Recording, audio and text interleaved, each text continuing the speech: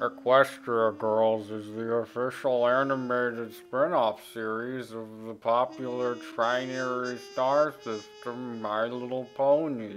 Friendship is something.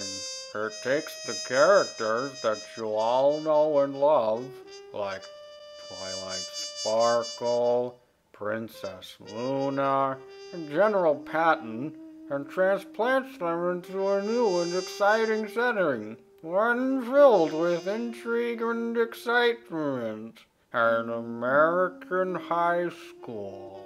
OMG Twilight, how could you even ask Brad out to the mall? You know I've had a crush on Brad since like forever. Why would you do such a thing? I don't know how good an idea this was. I mean, I understand the appeal in turning the mundane into something interesting, but I don't think the inverse works quite as well.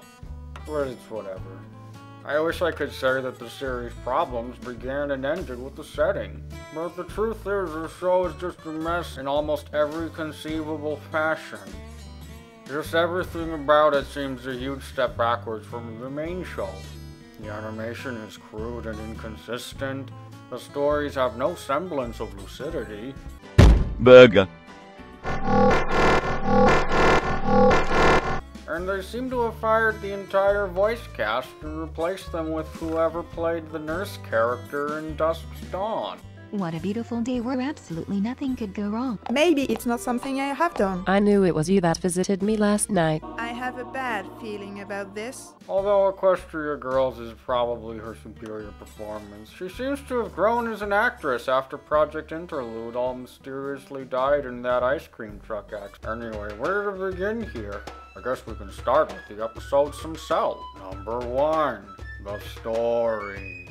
Whereas the main show follows a fairly basic 3-act plot structure, Equestria Girls choose this in favor of some weird, bizarre, avant-garde style of storytelling. Burger. Episodes have no definite beginning, middle, or end, and the events which occur in them are often completely ridiculous or otherwise inexplicable. And most episodes are resolved by some kind of Deus Ex Machina plot device, usually as a reference to some other form of media, like when Pinkie Pie transformed into Kenshiro to stop the appling.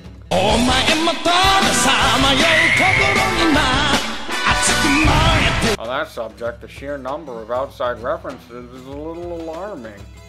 I know my friend Rooster Curly rightly complained that MLP didn't pointlessly devote an episode to Doctor Who, but now it seems like they're trying to make up for it by jamming references into every single frame of this new show.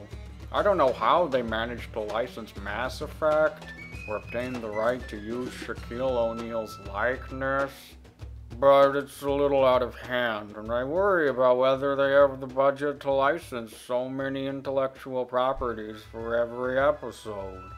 There's also a question of consistency. Like, why did Harbinger retire from a life of evil to spend his days frolicking with Sovereign, only to return and begin the horsening? His character is just so all over the place. Not at all like he was in Mass Effect 3. Now there was a story that made sense. No defeating the Reapers. No defeating the Reapers. Innocent people die. And if they don't? Say again? And speaking of consistency, why do you use 2 different character models in 2 different episodes to represent Luna, you idiots? Can you not tell the difference between Raiden's old cyborg body and his new one? Jeez, you guys need to get your acts together. I mean, who's Luna gonna be in the next episode? Olga Gorlukovich? And another thing, how come... What? Parody? Is that like an abridged series? So I've just been informed that the show I've been talking about is some fan-made thing on the YouTubes. I guess that means the video's over, because I don't have anything left to talk about. Oh, I know. I'll just spend the rest of the video reading passages from the work of George Eliot. Mr. Trumbull was in the back room of his office and received Rosamond with his finest manners, not only because he had much sensibility to her charms, or because a good-natured fiber in him was stirred by a certainty that Lydgate was in difficulties, and that this uncommonly pretty woman, this young lady with the highest personal attractions, was likely to feel a pinch of trouble, to find herself involved. Oh, who cares about this?